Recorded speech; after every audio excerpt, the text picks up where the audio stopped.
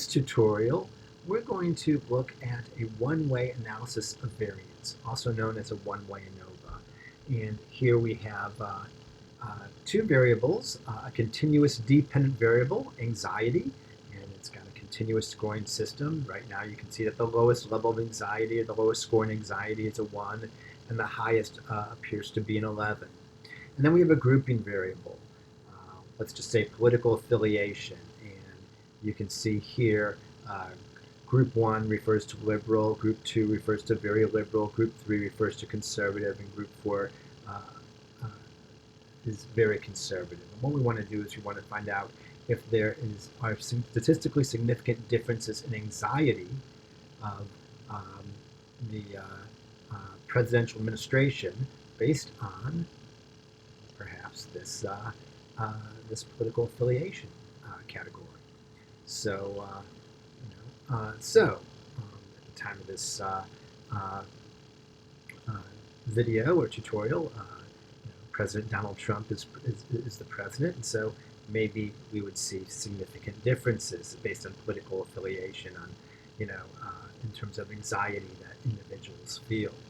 And so this is just made-up data. It's a small data set. You would never run a one-way analysis of variance with just 20 individuals and 5 in each group. That's way too small.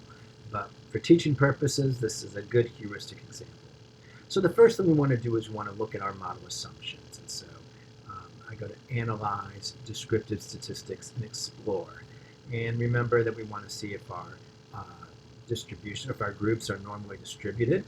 So I put that here, and I'm going to put my dependent variable here, and I'm going to click on plots. Some people like to look at stem and leaf plots. They're nice. I don't need them, but I'm going to look at them. Sometimes we look at normality plots when we have larger sample sizes. I like to look at the box plots. So from here, we're going to go to Continue, and we're going to hit OK. And you can see here I've got a lot of descriptive statistics for each of my 4 groups. And I can look at my normality assumption here, the Shapiro-Wilk statistic. I use this when I have small sample sizes, say under 30.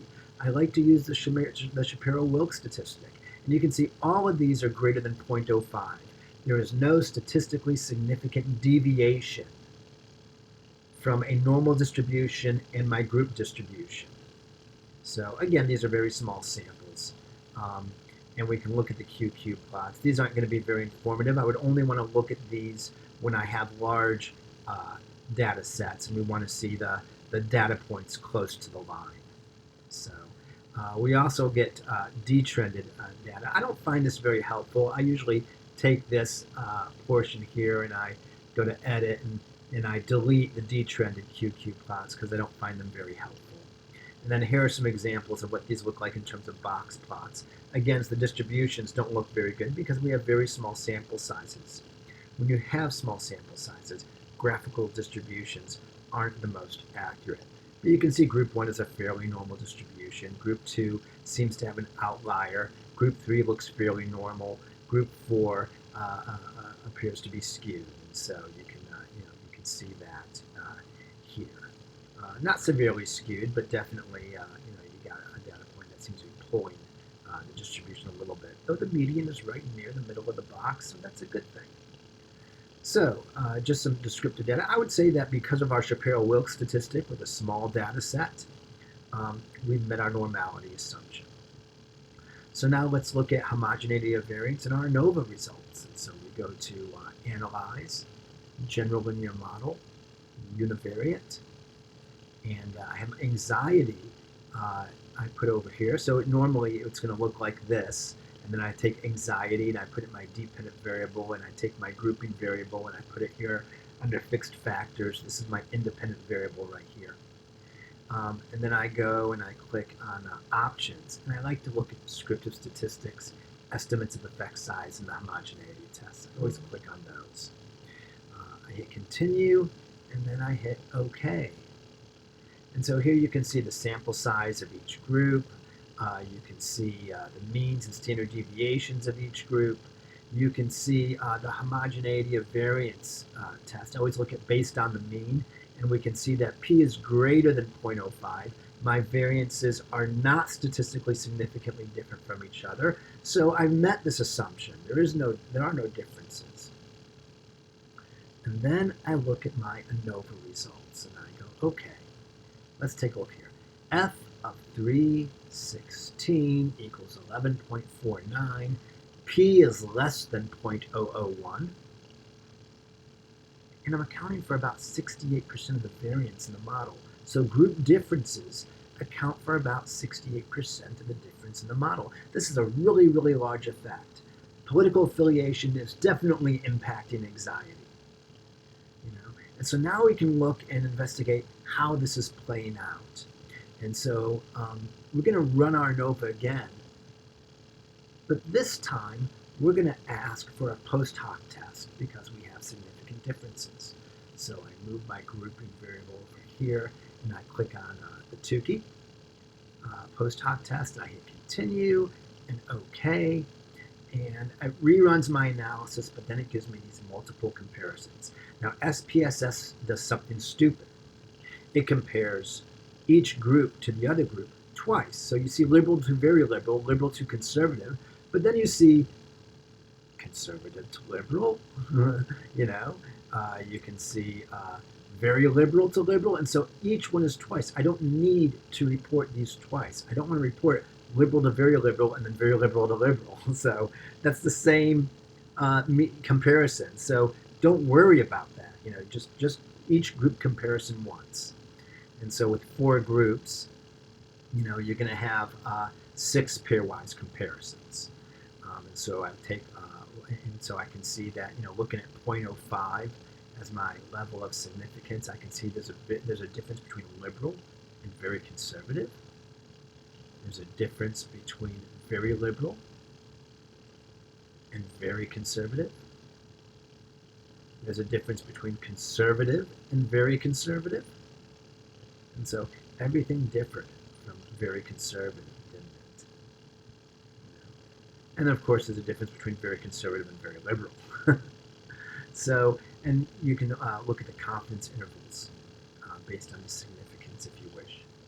So, but that, you'll use 0.05 to determine if there are statistically significant differences in your pairwise comparisons. And you can then use these values to compute the Cohen's d. So I like to use the mean differences and then divide that. And because I have homogeneity, because my homogeneity of variance assumption is met, I can just take this 3.325 and square root that value, and that becomes my denominator. And I use these mean differences as my numerator, and that's a good rough estimate to compute my Cohen's d, a nice little shortcut when my homogeneity of variance assumption is met. And so I'm able to examine practical significance that way. So when it comes time to write up my results,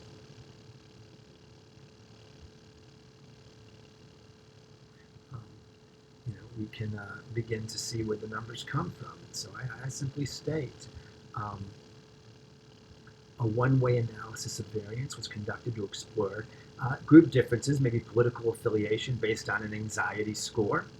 An alpha level of 0.05 was utilized. Descriptive statistics are in Table 1. And so you can see I'm going to have Table 1 here and have the sample size, the mean, and standard deviation, and it's just going to come right from here. Now, SPSS does not give you tables in APA style, so you have to create those. But this is where the data is coming from. And then I say all groups were normally distributed. That's because my normality assumption for the Shapiro-Wilks statistic was met. And that's right up here. And all these values are greater than 0.05. All right. Variances were homogeneous, so I met my HOV assumption.